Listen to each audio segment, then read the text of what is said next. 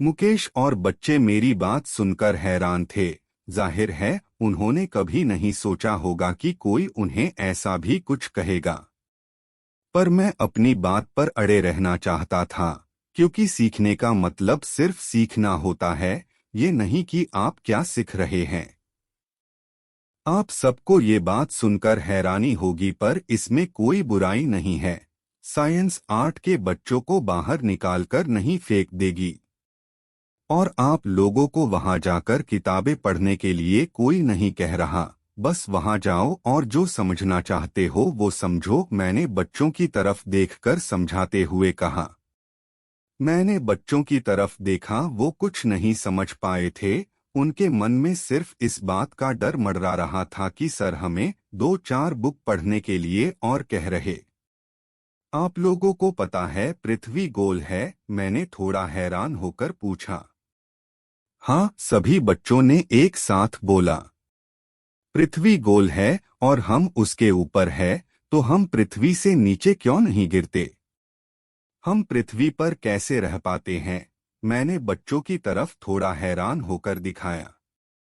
गुरुत्वाकर्षण बल के कारण, बच्चों ने एक साथ उत्साह के साथ कहा। बिल्कुल, आपको पता है ये कौन से सब्जेक्ट में पढ़ाया जाता है? मैंने मुस्कुराकर पूछा। साइंस, बच्चों ने मुस्कुराकर जवाब दिया। आप लोगों को कैसे पता? आप तो आर्ट के बच्चे हो। यह सुनकर बच्चे हैरान हुए। आप लोग आर्ट के बच्चे हो, इसका मतलब ये नहीं कि आपका बाकी विषयों से कोई रिश्ता ही नहीं, मैंने समझाते हुए कहा। अब वो बच्चे शांत बैठकर मेरी बातें गहराई से सुन रहे थे। शायद वो मेरी बातें समझ पा रहे थे। मैं ये नहीं कहता कि आप साइंस ही पढ़ो, आप जाकर किसी दूसरे सब्जेक्ट के बारे में भी जान सकते हैं। इससे आपका आईक्यू लेवल बढ़ेगा, जिससे आने वाले समय में आपका ही फायदा होगा। इसके अलावा आप बाहर जाकर ऐसे गेम्स भी खेल सकते हैं जो ओलंपिक में खेले जाते हैं, मैंने बच्चों को समझाते हुए कहा।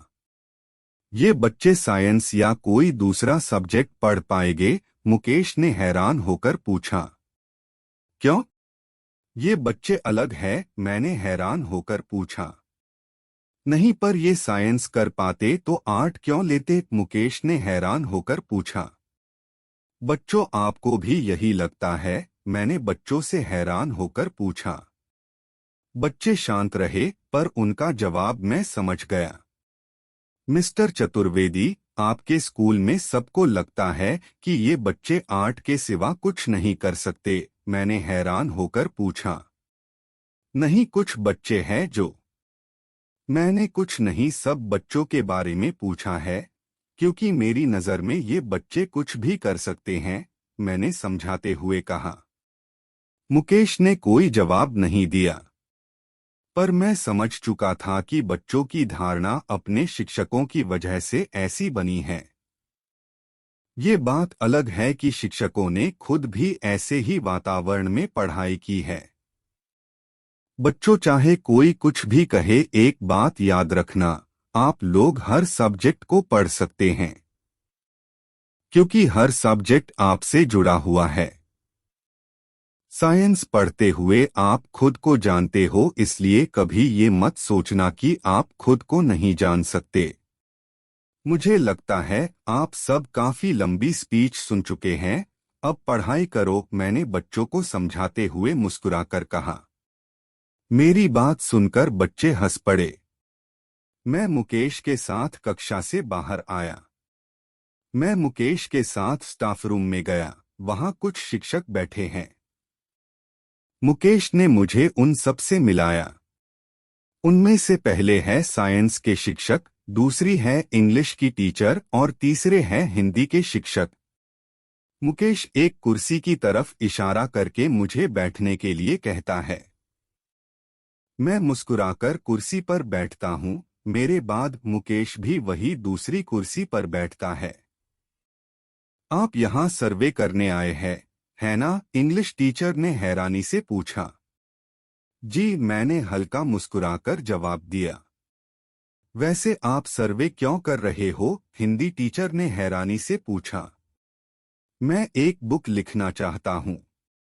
माई India the largest democratic country, मैंने समझाते हुए कहा। इस बुक का स्कूलों से क्या लेना देना? इंग्लिश टीचर ने हैरानी से पूछा। मैं हल्का मुस्कुराया क्योंकि ये सवाल मुझे बहुत अजीब लगा। बच्चों का और उनके भविष्य का संविधान से कोई तो नाता होगा या नहीं? मैंने हैरानी से पूछा। किसी ने कोई जवाब नहीं दिया। शायद वो मेरे रिएक्शन से हैरान थे। सॉरी, मैं आप सबकी इंसल्ट नहीं कर रहा। मैं बस इतना समझाना चाहता हूं कि बच्चों का भविष्य आने वाले कल से जुड़ा है। कल को ये देश और इसका संविधान उन्हीं को संभालना है। इसलिए जरूरी है ये देखना कि क्या बच्चों के पास उनके अधिकार है भी या नहीं, मैंने समझाते हुए कहा। मतलब मैं कुछ समझा नहीं, मुकेश ने हैरानी से पूछा। अच्छी शिक्षा बच्चों का अधिकार है, पर क्या हम उन्हें वो दे पा रहे हैं? मैंने समझाते हुए कहा। हाँ, पर कुछ बच्चों को अच्छी शिक्षा मिलती है, हिंदी के टीचर ने समझाते हुए कहा। कुछ बच्चे नहीं सर, सभी बच्चों को अच्छी शिक्षा मिलनी चाहिए, क्योंकि ये देश कुछ बच्चे नहीं सभी बच्चे चलाएंगे। आप तो ऐसे बात कर रहे जैसे दूसरे देशों में तो कोई समस्या ही नहीं है, साइंस के टीचर ने कहा। है सर, समस्याएं हैं और वो उन्हें मानते भी है। मानते हैं तभी उनकी समस्याएं हमारी समस्याओं से कम है, मैंने समझाते हुए कहा। सभी शिक्षक शांत हो गए, शायद उनके सवाल खत्म हो गए।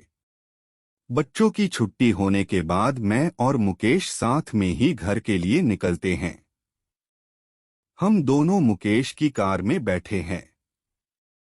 आप बातें बहुत अच्छी करते हैं, मुकेश ने मुस्कुराकर कहा। थैंक्स, मैंने मुस्कुराकर कहा। पर मैं ये नहीं मान सकता कि पूरा दोष शिक्षकों का ही है। सरकार के भी कुछ कर्तव्य है, मुकेश ने समझाते हुए कहा। जानता हूं, इसलिए पूरा दोष शिक्षकों को नहीं देता। पर मैं ये नहीं जानता कि शिक्षकों को किस तरह की समस्याओं का सामना करना पड़ता है, मैंने समझाते हुए कहा। समस्याएं बहुत है, किसी के पास सैलरी जरूरत से कम है तो किसी को टूटी फूटी सड़कों से गुजरकर स्कूल आना पड़ता है, मुकेश ने समझाते हुए कहा। गांव का सरपंच भी इन चीजों पर ध्यान नहीं देता, मैंने हैरान होकर पूछा। कोई ध्यान नहीं देता, सबको अपना अपना पेट भरने से मतलब है। आप सब उनका विरोध क्यों नहीं करते? मैंने हैरान होकर पूछा। उन्हें कोई फर्क नहीं पड़ता, फर्क पड़ता तो अब तक देश में काफी कुछ हो चुका होता। और वैसे भी अगर शिक्षक ही संतुष्ट या खुश नहीं होंगे तो वो बच्चों को कैसे खुश रखेंगे, मुकेश ने समझाते हुए कहा। मैं मुकेश की बात से सहमत हूँ। टीचर बच्चे को तभी पढ़ा सकते हैं जब वो पढ़ाने के लिए पूरी तरह तैयार है। इस समस्या को सुलझाने के लिए काफी सुधार करने जरूरी है, जैसे स्कूलों को सुंदर बनाना, वहां सामान की पूर्ण व्यवस्था करना, बच्चों को अलग अलग तरीकों से पढ़ाना ताकि उन्हें पढ़ने में मजा आए। अगर लोगों को ये लगता है कि भले ही हमारा एजुकेशन सिस्टम कैसा भी हो, हमारा देश सबसे बड़ा लोकतांत्रिक देश है, तो मैं इसे नहीं मानता। क्योंकि बच्चों को अच्छी शिक्षा ना मिलने के कारण वो कभी भी अपने देश के लिए कुछ ज्यादा अच्छा नहीं कर पाएंगे। मुकेश से बिना मिले भले ही आज मुझे 6 महीने हो चुके हो, पर मेरे लिए वो हमेशा एक अच्छे दोस्त की तरह ही रहेगा। मैं सफर पर आगे निकलने से पहले अपनी नानी के गांव जाना चाहता था, पर शायद उनके गांव जाना मेरी किस्मत में नहीं है। इसलिए बिहार तो पहुंचा, पर उनके गांव नहीं पहुंच पाया। मैं बिहार के अरवल शहर के बस स्टैंड पर खड़ा हूं। बहुत देर बस का इंतजार करने के बाद मैं हारकर एक लड़की से बस के बारे में पूछता हूं। वो लड़की स्कूटी के सहारे खड़ी होकर चने खा रही है। मेरे सामने आने पर वो सीधी खड़ी हो जाती है। आप मुझे बस के बारे में बता सकती है? मैंने हैरान होकर पूछा। कौन सी बस? उस लड़की ने हैरान होकर कहा। कोई भी बस जो आने वाली है, मैंने समझाते हुए कहा। यहाँ नए आए हो? उसने हैरान होकर पूछा। हाँ, क्यों? मैंने हैरान होकर पूछा। अब कोई बस नहीं आएगी, सभी बसें जा चुकी है। अब बस कल ही आएगी, उसने समझाते हुए कहा। उसकी बातें सुनकर मैं समझ नहीं पा रहा था कि वो मुझे समझा रही है या डरा रही है। खैर, अब मेरे लिए सबसे बड़ी समस्या थी कि अब जाऊंगा कहाँ।